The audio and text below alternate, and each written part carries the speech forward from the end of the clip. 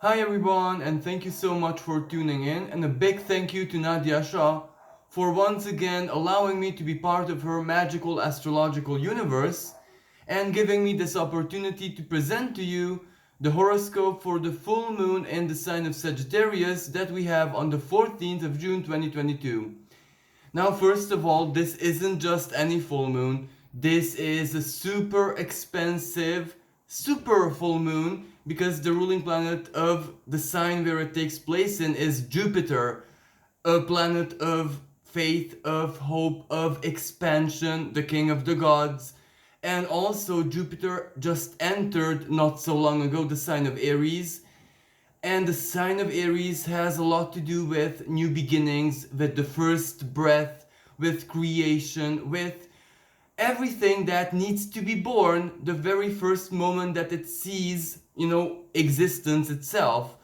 And also, this isn't just any Aries and Jupiter that we have, because not so long ago in 2020, Jupiter met with Saturn in the sky in the sign of Aquarius at 0 degrees, and this was a very, very important and life changing astrological conversation for all of us, both individually and collectively, because this basically kick-started, opened the new paradigm, the next karmic cycle of the 20 years, and of course, even the next 200 years are gonna be predominantly air energy. So that means the mind, the intellect, technology, and everything else specific to the air element.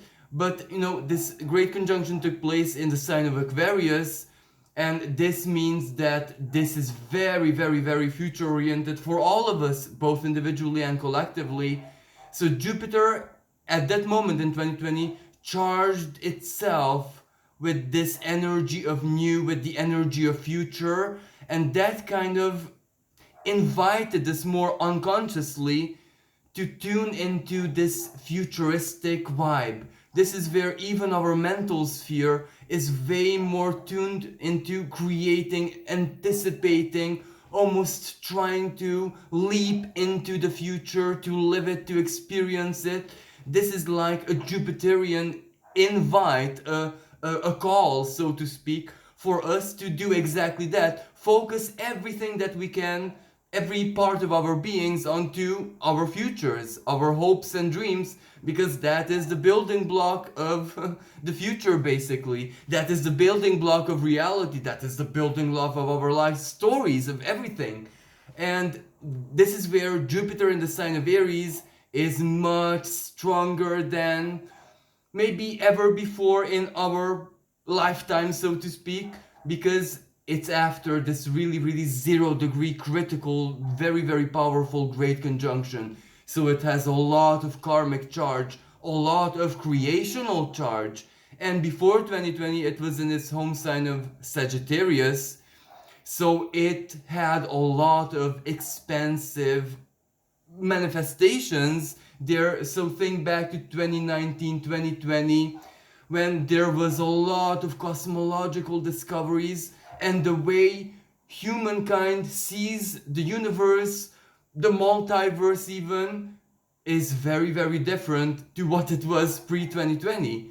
So, this already is a very, very clear reflection of how very powerful Jupiter and the sign of Sagittarius truly is. And I personally consider that every part of the zodiac has a very unique strength, has a very unique presence almost in reality itself. But the sign of Sagittarius is really, really unique, not just because it's basically the home of Jupiter, but also because it hosts the galactic center. In cosmology, the galactic center is the black hole at the core of the Milky Way, Sagittarius A star in its formal name. So basically, the whole Milky Way revolves around it. You can imagine that the astrological expression of the galactic center is also as powerful, as symbolically important, because it's pure creational energy. It is basically in Sagittarius the mind of the divine, and we have a super full moon here. Now, every single full moon has a lot to do with completion, illumination, where something is being revealed to us, a light is being shed, especially on the soul level. So, because the moon is a symbol of the soul, of our emotional world, and our more divine configuration, that which we are in our very, very essence.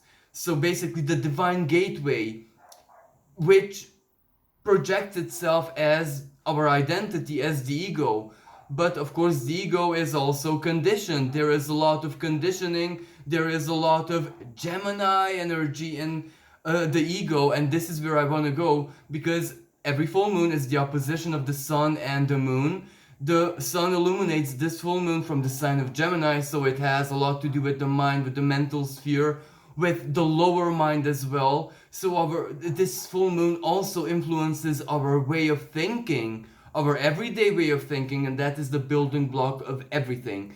And Sagittarius has to do with our higher thinking, our life view, our worldview, better said, our life philosophies, religion, long distance travel, also justice, but a more subjective take on it, because Jupiter in itself is very, very subjective. It is not as, let's say, objective as Saturn. So even justice under the rulership of Jupiter is somewhat subjective, but so is divine justice.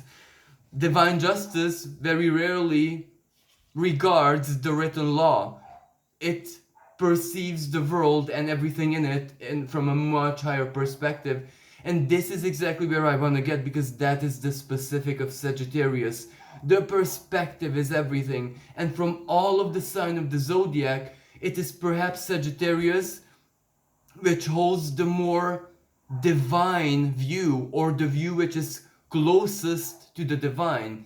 Because the biggest strength of Sagittarius is alchemizing knowledge into faith. When knowledge is in the realm of faith, it becomes pure creational power. It becomes a very, very strong expression of our divine spark itself. You might say maybe Pisces is more divine, but Pisces is illusion. Of course, the divine is also, as Nadiya Shah calls it, the Maya. So that's why Pisces is a different kind of divine, a very interpretable divine. Pisces is mutable just as Sagittarius, but this is where Pisces is the depths of the ocean, of the infinite. Sagittarius is more like the starry sky. There is no limit. It is very, very expansive. So let's get to this full moon after all this intro, and I'm so sorry to keep you bored, but it is very, very important to understand the nuance and the logic of the energies, because our intent is not necessarily to predict or to entertain, but also to make you astrologers for yourselves, so you can understand the logic of the divine in the sky. So this full moon is, let's say, mutable, so it can go either way, but really the choice is ours. Gemini, the sun in Gemini. It can be very, very faithful. It can be very, very expansive, because it can reveal to us everything that we believe in, the confirmation of our faith, the confirmation of our worldview, life philosophies, of everything that basically is faith based within us. So not necessarily just religion or spirituality or what justice means to us personally, but so very many other things, and Gemini translates this into practical. So the Gemini Sagittarius axis activated like this is already really, really choice-based, let's say, energy, because the mind is the translator. We translate it the way we want. And Jupiter does require a lot of optimism, a lot of faith, a lot of hope, but this is where one of the strongest aspects that the full moon holds is a trine, the sun holding a trine to Saturn, and the moon a sextile to Saturn. And Saturn is always reality check. And when there is a certain kind of alchemical synergy between Saturn and Jupiter, that is also the healthy version of faith. So that is so beautiful, because chances are all of us have this 23 degrees and 25 minutes of Sagittarius in our own personal charts, one area of life, and our faith will be confirmed there one way or another. Now, of course, this can take different expressions. The Sun trines Saturn. Saturn is the karmic lord, after all. So, if you have like a legal case or anything that has to do with whose worldview is more healthy or more positive or more expansive Sagittarius, well, this can represent a powerful confirmation for that. So if you have a legal case, there can be a favorable ruling or something positive, a positive evolution happening. Long distance travel, where you see something that will be very important and revelatory for you. International communication, international connections. Sagittarius is a very international energy. It can also be love, maybe international love, long distance love, new love, surprising love, love with a foreigner. Now, not Jupiter and Sagittarius don't personally have something to do with love, but at the time of this full moon, Venus is making a very strong aspect. She is conjunct Uranus, Pallas, Athena, and also the North Node. So for a lot of people, this will be love. This will be a big surprise and love. Maybe financially, a big job opportunity. Abroad, this can also be one of the expressions of this energy. But it can be basically anything, a confirmation that, you're good. Because, for example, in Eastern Europe, in where I live, we see Sagittarius as university, higher education, the top of the professional world, scientific research and study, how it is woven into the academic world. So for a lot of students, this can be good news. And for a lot of students, this can be the opportunity to travel to maybe a foreign university. So this can be a really good energy, because if it reflects your faith, for example, self-worth Venus, that you're a good student, that you're a hard worker Saturn, you sacrificed for this, you have a lot of work hours invested behind you, then this full moon can truly be quite miraculous for you. Not necessarily that the full moon itself manifests whatever it has to manifest, but the full moon makes it basically like puts you on the pedestal, makes you believe in yourself that much more, and this is the greater potential.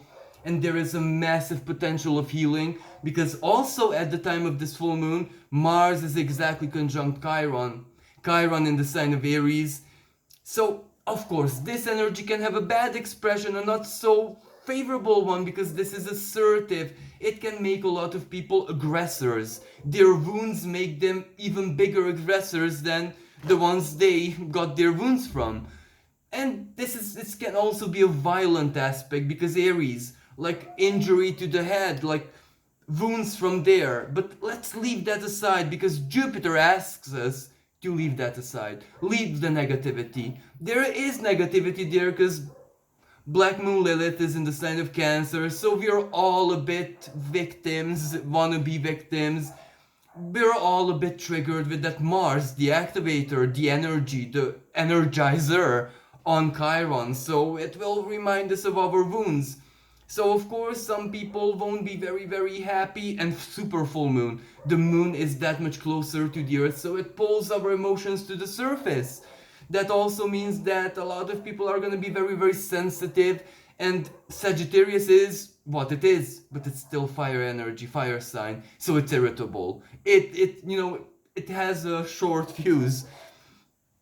So there is a lot of negative potential as well, but as I said, Jupiter asks us to leave all of that aside. We have to choose. We have to choose love. We have to choose healthy faith. We have to choose to believe in the virtues, in the future, in hope that we can do it. Like, let me give you an example. The Sun trines Saturn. Now, maybe you had a trauma of a bad boss. A bad boss really taking away your self-confidence as a, let's say, young professional. Sun trines Saturn with this full moon. So maybe the universe will reflect at this time the total opposite of that. A good boss, someone who appreciates you, and you will say, I can't believe that this happened to me, and this changes you. It changes your faith. Before, you believed in the bad boss. That, yeah, there are a lot of bad bosses out there in the world, and you are in danger. After this full moon, you can believe in the good boss, that a lot of good bosses, good people, appreciative people are out there in the world, and they will find you. And this alone, this minor philosophical play with yourself, can change your life so profoundly. And life change will be the big theme for a lot of people, because, as I said, at the time of this full moon, Venus is conjunct the North Node, Venus is conjunct Uranus, and Pallas Athena. Pallas Athena is a very strong tactical energy. In the sign of Taurus, it activates the tactical part of us, that which was gifted to us by nature. All of us are intelligent in our own special, unique way. If not, Pallas Athena, if she cannot outsmart someone or something, she can outfight it, because she is a female Mars. She knows how to fight. So, some people are very good fighters. Ambition, Aries energy, and we have Jupiter and Mars and Chiron in Aries. So for a lot of people, this will play out as your wounds motivating you. This is where maybe something happens. The universe is full of surprises. Uranus conjunct Venus and Pallas Athena and the North Node. The universe can be full of surprises where maybe your wound is something to make you very, very proud. Your wound, for example, maybe you had problems with yourself, and it kind of really ruined your self-image, and you get some kind of success in your career, for example, and that heals you profoundly. And you're even more proud than a colleague of yours for whom it was easy, because you had to also carry the emotional weight of you being vulnerable. So you're not just a triumphant person, but you're someone who really, really completed a massive karmic challenge, and you really have to say a massive thank you to yourself. Saturn wants this. Saturn demands this. Saturn trine the sun. The sun is the ego, after all. Gemini. You have to show gratitude to yourself and allow others to do the same. Saturn in the sign of Aquarius, your friends, social connections, media network, all the connections basically in your life. So share your success, share the positive, share the joy that you receive from ultimately karma, Saturn, one way or another. And the sextile, the moon sextiling Saturn, this is the choice we have.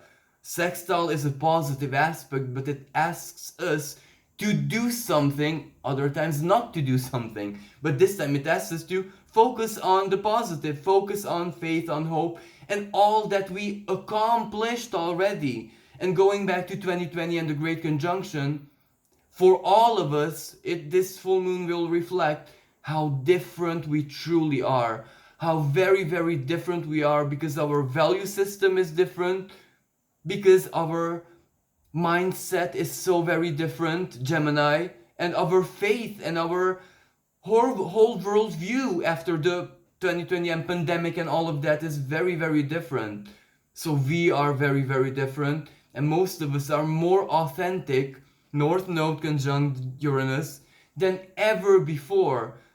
A lot of us even shock ourselves of how do we get this ingenuity from, or how are we tapping into it even? And the answer is in the sky. North Node conjunct Uranus and Taurus. Taurus, we have it in our genes. Mother Nature is the supreme scientist. She gifted us with everything. It is just the circumstances that force it out from us. Again, Uranus and Taurus demanding that we leave our comfort zones. And if we don't, the universe conspires in our favor, even if we see this as conspiring against us when we are catapulted out from our comfort zones. well, we are not very happy and we are not all cheer and smiles. But this is where there's yet still a soul level choice as well, because another aspect that this full moon holds is a T square to Neptune.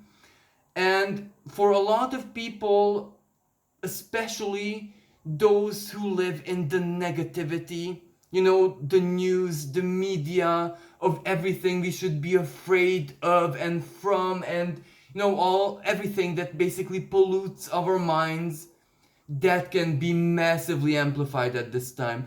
So I strongly suggest everyone to truly try to focus on the positive aspects of life, because the negative is going to be very, very activated as well. And who is not very careful, they will drown. And also, whenever Neptune is this active and T square, and Sun and Moon, the Moon is a strong emotional energy. And when Moon does something with Neptune, that can translate to escapism, Sagittarius, not knowing when we reach the limit. So we have to be really, really, really careful with this, because we can overdo it. So this can mean substances, this can mean drowning in our illusion, fantasy, delusion. In matters of faith, this can play out in the world stage as an act of religious fanaticism or unhealthy faith. Very, very unhealthy faith. But it can also play out as us necessarily choosing to believe an illusion rather than the truth.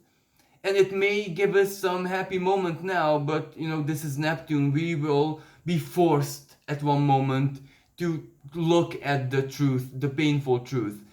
So where I'm going with this is, if we truly try to focus on the positive, like prayer, meditation, everything that has to do with us connecting to the divine, us connecting to nature, us connecting to ourselves, us connecting to beauty, painting, creativity, arts, music, poetry, spirituality, anything that you can possibly think of, well, that is where you just invite blessings in your life at this full moon.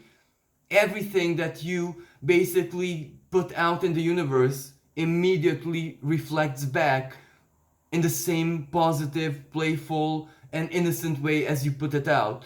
But if you put out fear and focus on being a victim, Neptune, in the third decan of Pisces, the undoing of the self, well, that is what the universe will confirm to you. So we must make sure not to deceive ourselves. Life doesn't have to be negative. Life doesn't have to be all drama and all doom. It can be so, so, so beautiful. Just a flower or an animal, a pet, your child, a beautiful memory, everything. I mean, all of this is Neptune, because you know, there's just symbols, they're just in the mind, but they're beauty. They do help and they do nurture and they do snap us out from the bad type of Neptunian expression. And another thing I would like to mention about this Neptune energy, but this is a square. So if we dare to believe in the innocence of the ways of the divine, if we dare to believe in a truly innocent way in ourselves, in our stories, in our dreams, in our spiritual expression, in our religious principles, anything that has to do with justice, well, if we add this innocence to it, we alchemize it into something truly miraculous. This is where we almost provoke the universe to shower us with beauty and with beautiful surprises.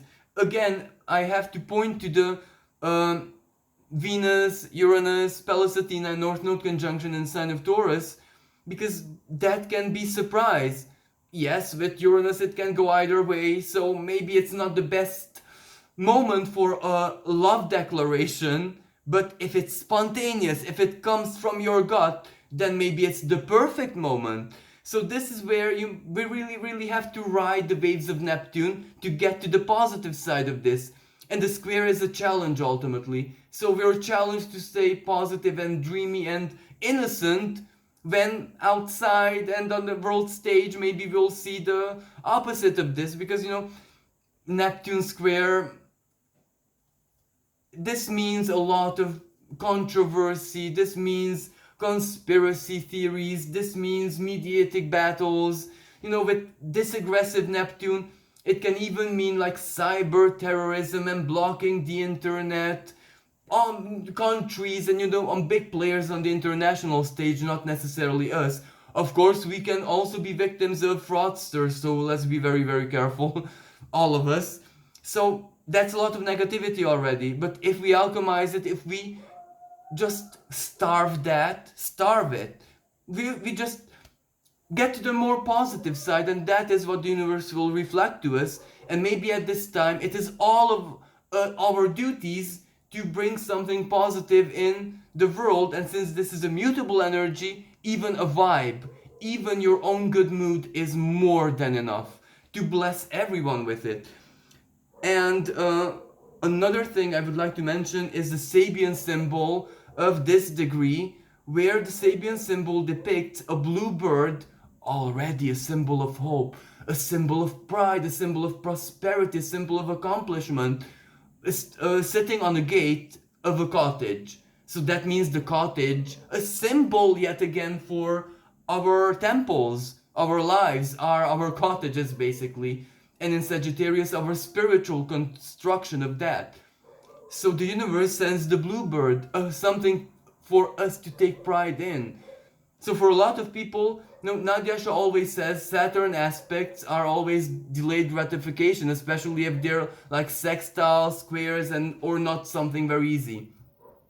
But this is a trine, a blessing. When there is a trine, that is the moment when the delayed gratification pays off, maybe more than you bargained for. So this can be so wonderful and beautiful for a lot of people, especially if you also take into consideration the Sabian symbol.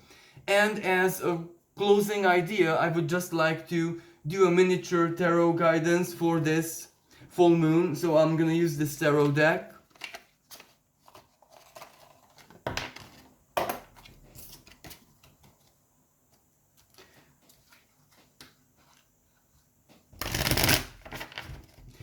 So let's see what the universe would like to share with, the moon.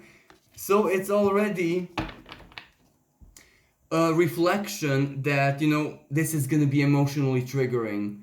But if that emotional trigger is something positive, or we are in a really, really good mood, well, on one hand, that is a good defense against anything, a not so favorable surprise. And on the other hand, if it's something truly positive, well, imagine the spiritual elation.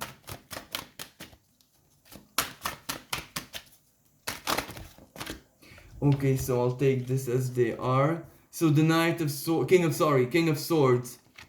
This is where the mind, this Sagittarius full moon is going to be the kind of energy where the mind truly meets the soul.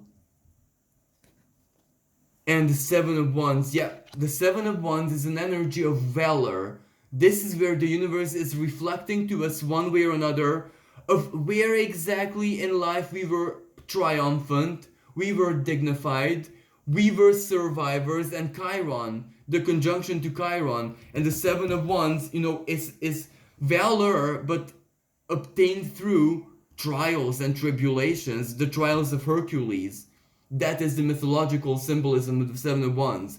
So all of us are being reminded by this full moon where it is in our lives that we were Hercules, that we overcame the impossible as parents, as professionals, as just human beings, as children, as we did a lot in our lives, and time for us to take pride in that, and time for us to acknowledge that our lived experience is valuable beyond our wildest dreams.